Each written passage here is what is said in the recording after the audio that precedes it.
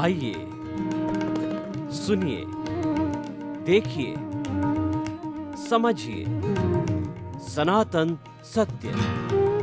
जैसी दृष्टि वैसी सृष्टि, दृष्टि विज्ञान। कुदरत, कुदरती रचना एवं कुदरत के कानून से शाश्वत सुख की प्राप्ति। जोधपुर के परम पूज्य महात्मा उपासक प्रोफेसर डॉक्टर सोहन राज तातेड़ के निर्देशन में सनातन सत्य। जैसी दृष्टि वैसी सृष्टि, दृष्टि विज्ञान।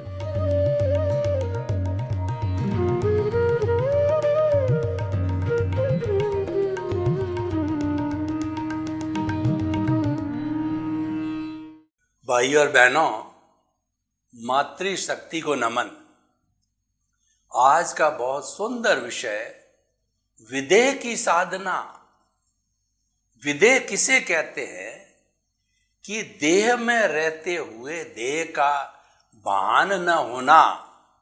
हम प्रेक्षा ध्यान के अंदर कायोत्सर्ग का प्रयोग करवाते हैं, जिसके अंदर ये ऑटो सजेशन दिया जाता है कि शरीर का एक एक अवयव, एक एक कोशिका शिथिल हो जावे और अनुभव किया जाता है कि वास्तव में शिथिल हो रही है और हो गई है। धीरे धीरे धीरे धीरे लंबे समय तक जो है यह अभ्यास करते करते शरीर शिथिल हो जाता है, और जब शिथिलता की स्थिति पहुंचता है तो लगता ऐसा है कि मेरा शरीर कहाँ चला गया, मेरा शरीर छूट गया। यानी शरीर का भान भूल जाता है व्यक्ति, जबकि वह शरीर के अंदर ही रहता है।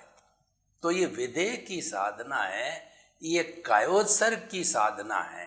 लेकिन कायोत्सर्ग तो एक लिमिटेड समय में कराया जाता है, और विदेह जो होता है पूरे जीवन भर रहता है। और विदेह की साधना कौन कर सकता है कि जिसके पास में ज्ञान हो। ज्ञान सद्गुरु या प्रत्यक्ष ज्ञानी पुरुष के बिना ज्ञान नहीं मिलता है। गुरु बिना ज्ञान नहीं।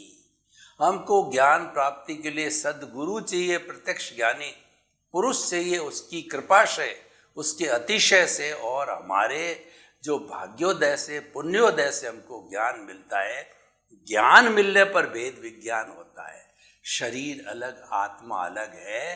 ये कौन करवाता है? ये ज्ञान करवाता है।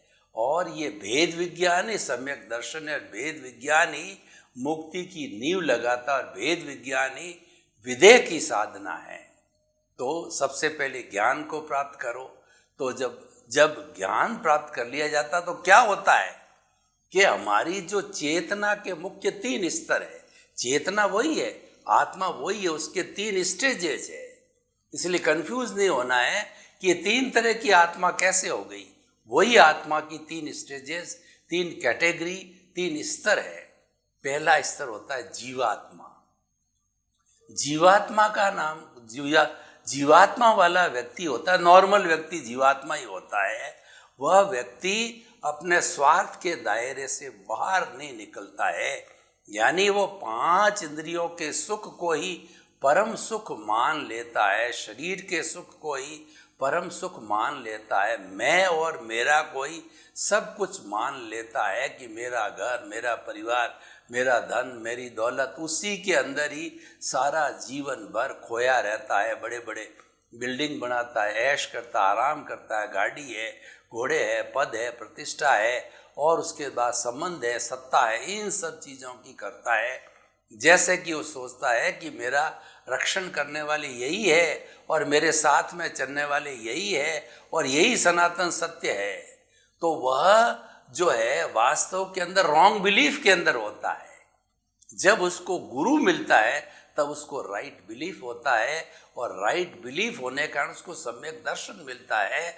उसको जो है यह भेद विज्ञान मिलता है, और वह व्यक्ति जो है वह जीवात्मा के पद से जो है अंतरात्मा के पद पर बैठ जाता है, या सद्गुरु या ज्ञानी पुरुष के द्वारा बैठा दिया जाता है। यानी अंतरात्मा की साधना होती है, वहां से विदेह की साधना प्रारंभ हो जाती है। तो वो अंतरात्मा की साधना कहाँ से प्रारंभ होती है कि ज्ञानी पुरुष अपने प्रत्यक्ष ज्ञान से और उसके अतिशय से हमारा जो दर्शन मोहनीय कर्म अनंतानुबंधी है उसको भस्मीभूत कर देते हैं, तो उससे नए कर्मों का बंध नहीं होता है। मैं ये नहीं कहता कि एकदम कर्म जो है वो बंद हो जाता आने वाले जन्म में, लेकिन क्योंकि उसके दर्शन मोहनीय की जो है 4 प्रकृतियां हैं।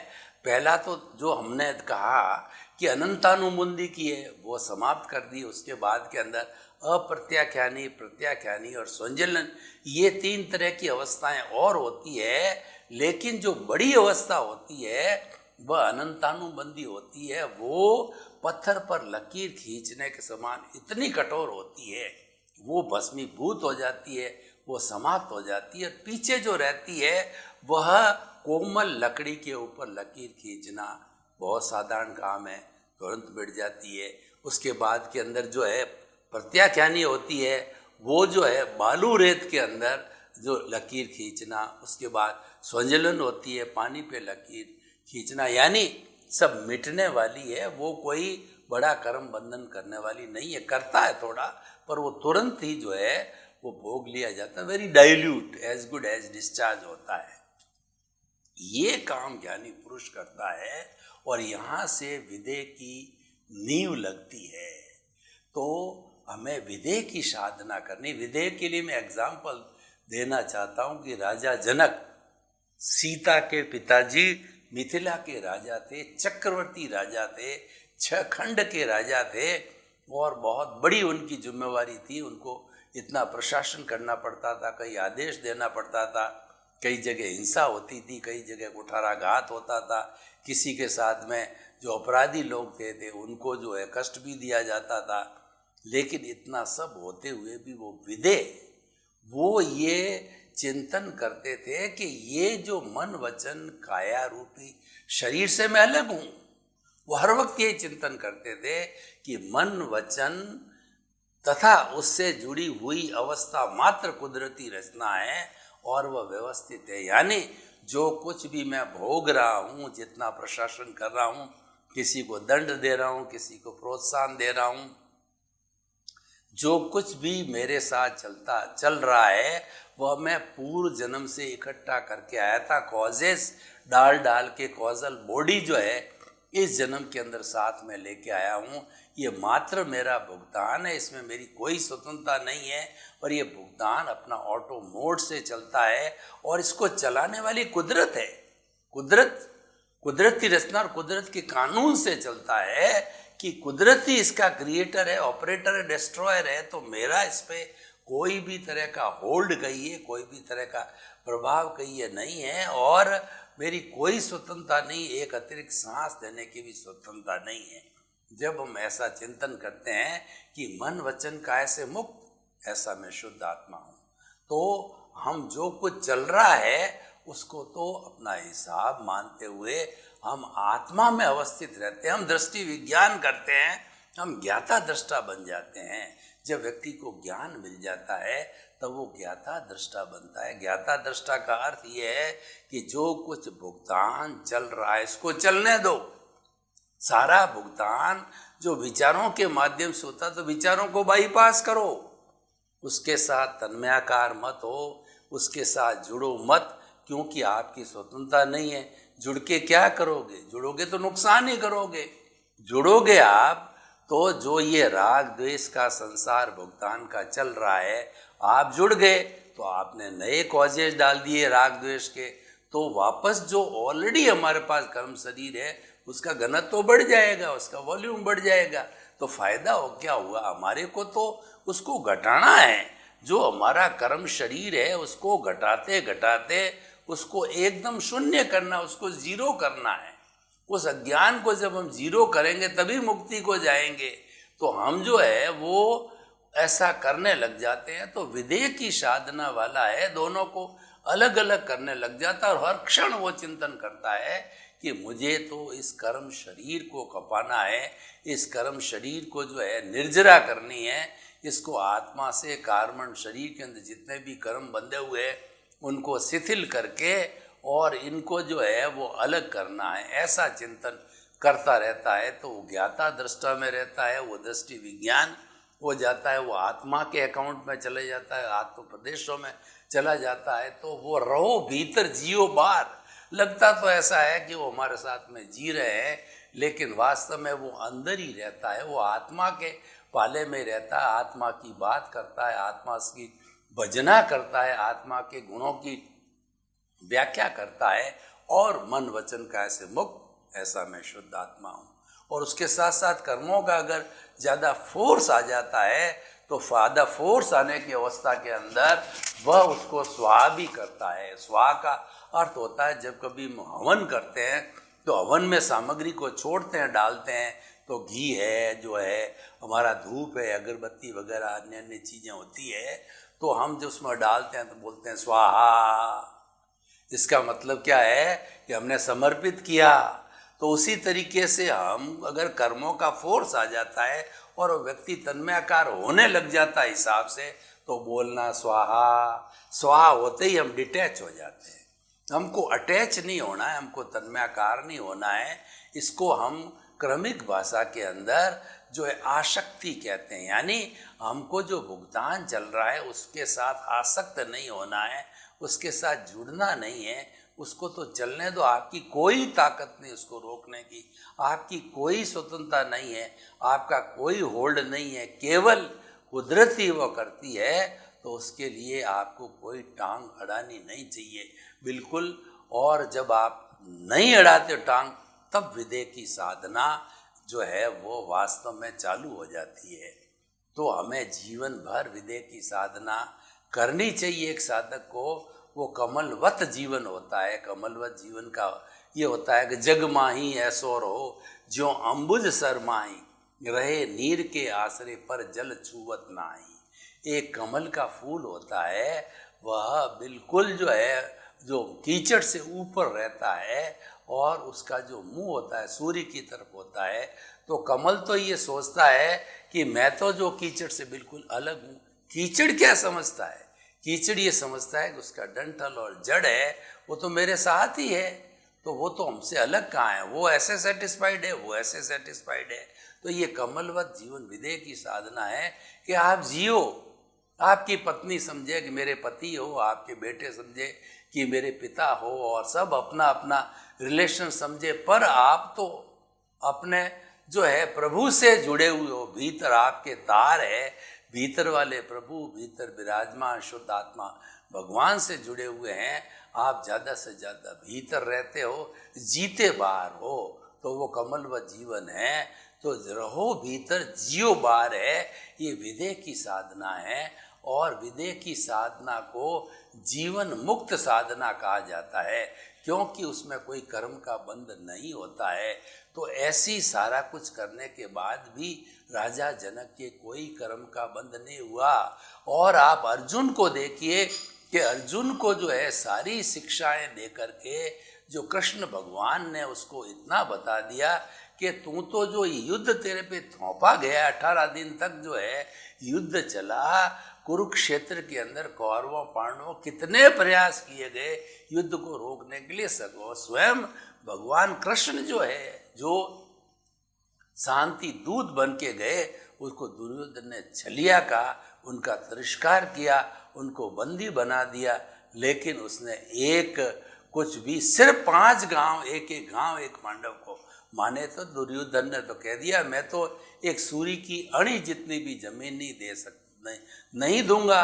तो ये युद्ध जो अवश्यम भावी हो गया, युद्ध जो है ये अधर्म पे धर्म की जीत का था। तो ये सारी बातें जब अर्जुन को बताई गई, अर्जुन ने हथियार डाल दिए कि पहले ही दिन कि मेरे सामने जो है मेरे भीष्म पितामह हैं, मेरे गुरु द्रोणाचार्य है, कृपाचार्य है, मेरे भाई है, भतीजे है, और मेरे दादा है, चाचा है, मैं उनके साथ युद्ध करूंगा और ऐसा साम्राज्य पा करके और इन सबको मार करके साम्राज्य पाऊंगा। तो वो मेरा साम्राज्य किस काम का है?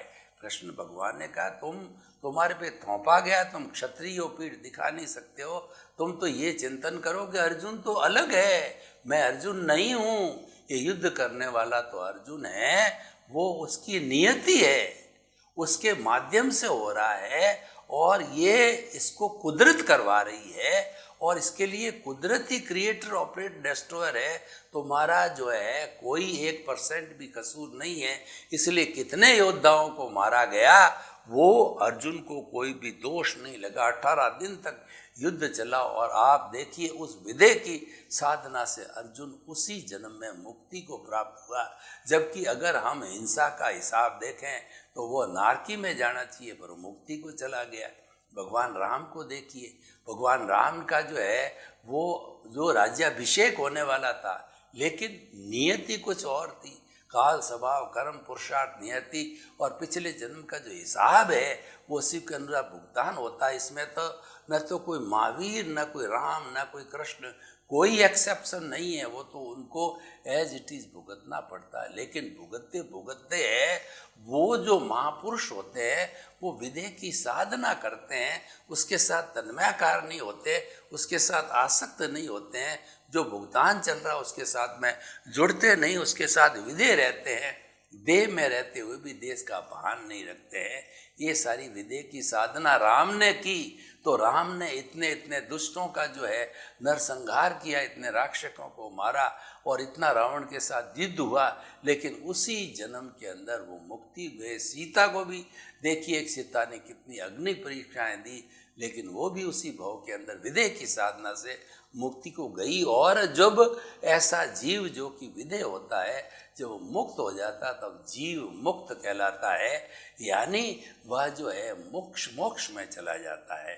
तो भाई और बहनों, हम क्या कहना चाहते हैं कि विदेह की साधना हमारे पास में एक रोल मॉडल है और ये हमें करने का अभ्यास करना चाहिए। और जब आप अंतरात्मा के पद पर बैठ जाते हो तब आपकी पृष्ठभूमि क्लियर हो जाती है, आप उसके अधिकारी हो जाते हो करने के लिए। परंतु उसको सतत करने के लिए आपके पास में प्रीति, जागृति और अनुभव चाहिए। यानी आपको जो है वो ज्ञानी पुरुष ने जो है अंतरात्मा के पद पर तो बिठा दिया। अभी परमात्मा नहीं बने हो, परमात्मा बनने का लक्ष्य तुम्हारे भीतर बिठा दिया, प्रतीति बिठा दी कि तुम तो परमात्मा स्वरूप शुद्ध आत्मा भगवान हो। वैसी प्रतीति तुम्हारे बैठा दी, तुम अभी तक हुए नहीं हो। उस प्रतीति को जो है उन्होंने जागृति भी 100% प्रतीति के पास में जो है वो ज्ञानी पुरुष ने 15% जागृति भी आपके करवा दी अपने अतिशय से, कि तुम जागृति को और बढ़ाते रहो, बढ़ाते रहो, बढ़ाते जो फुल जागृति हो जाएगी। और 2% अनुभव भी करा दिया।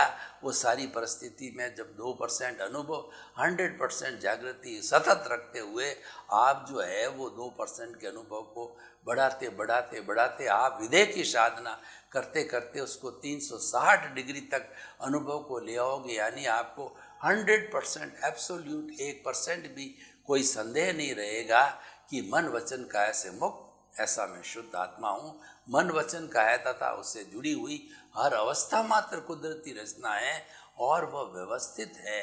ऐसा ज्ञाता दृष्टा, ऐसा दृष्टि विज्ञान का पालन करते करते, 5 आज्ञा का पालन करते करते आप जो है विदेह की साधना करते करते जो है आप जो है स्वयं धीरे धीरे परमात्मा पद को प्राप्त कर सकते हो। तो ये पूरी एक विधि है जो की जानी चाहिए। और महापुरुष इस विधि से विदेह की साधना करते हैं जब उसी जन्म के अंदर वो मुक्ति को जाते हैं, क्योंकि पिछले जन्म के अंदर उनका जो है केवल दर्शन का जो पुरुषार्थ है, वो कर्म बंद कहिए, पुरुषार्थ कहिए, वो संपन्न हो चुका होता है। तो इस जन्म के अंदर तो उनको कोई पुरुषार्थ नहीं करना होता है, उनको केवल ज्ञान के जरिए जो है वो सीधा ही शुद्ध आत्मा पद यानी मुक्ति की प्राप्ति हो जाती है उनको। तो भाई और बहनों, हमें जो एक सिद्धांत मिला, हमें जो एक जीवन पद्धति मिली, हमको एक चारित्रिक मूल्य मिला कि इस तरीके से हमें जीना चाहिए। हर महात्मा जो कि ज्ञान लिया हुआ हो वो अगर गहराई में जावे तो विदेह की साधना कर सकता है। और क्योंकि कर्ता मनुष्य ही है और उसके लिए पास में ज्ञान होना चाहिए। देखिए, अज्ञान, ज्ञान और विज्ञान 3 चीज़ें होती है। जो अज्ञान होता है ये हमको बांधे हुए होता है, ये हमारी रॉन्ग बिलीफ होती है। वो अज्ञान मैं और मेरा है, और अज्ञान के कारण जो है वो स्वयं जब कर्ता मान लेता अपने आप को, तब वो अज्ञान के स्वरूप में आ जाता है। ये अज्ञान को तोड़ने के लिए हमें ज्ञान को पैदा करना होता है।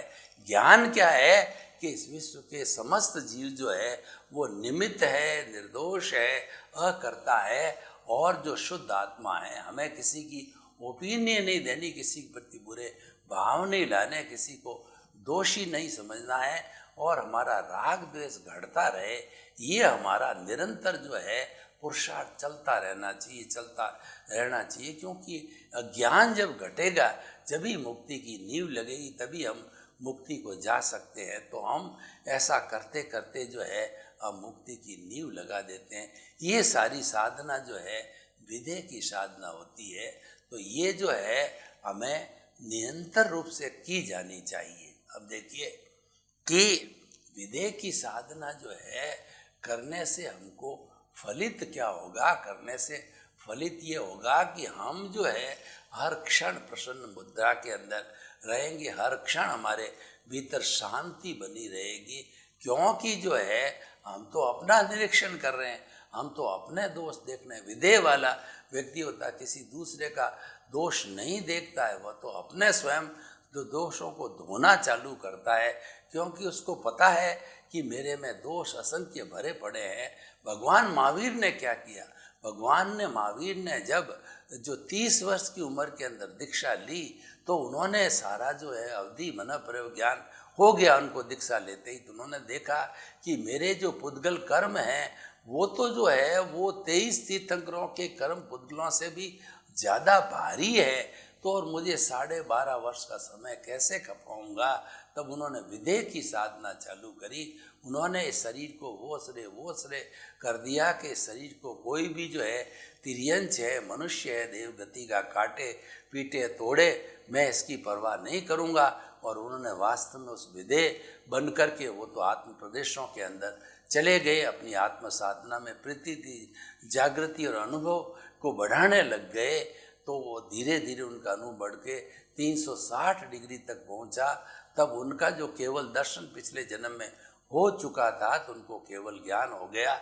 और फिर वो केवली तीर्थंकर बन करके उन्होंने 30 वर्ष तक हमको धर्मोपदेश दिए, समोषण जो है की रचना की। और हमारे पास में सारा ये आगमों का ज्ञान आया हुआ भगवान की वाणी है, वो आगम की वाणी कही जाती। तो हम आपको क्या कहना चाहते हैं?